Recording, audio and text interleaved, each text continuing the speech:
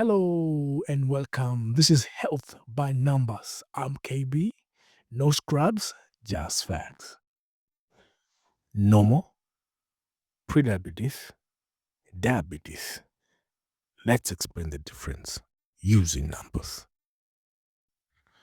Now, an HbA1c of 5.6% or less is considered normal.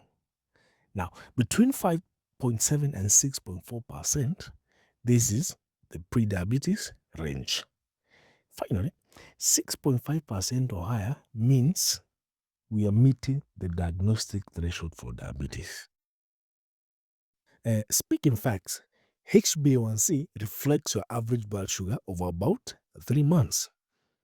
Now, a value of 5.6% corresponds to an average glucose of about 114 milligrams per deciliter. At 6.5%, the average rises to roughly 140. Now, that's daily glucose exposure. So, check this out. Here's the part that most people miss. The difference between 5.6 and 5.7% is just 0.1%. But metabolically, that small shift marks a real jump in future diabetes risk. So, an HbA1c of 6.5% is not a trend. It's not what you'd say almost. It's actually indeed the diagnostic cut.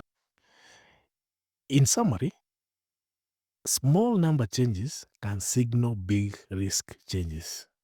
In medicine, numbers don't shout. They actually warn. And this is why cutoffs matter. If this brought you clarity, support the channel by liking, subscribing, and leaving a comment. This is Help by Numbers.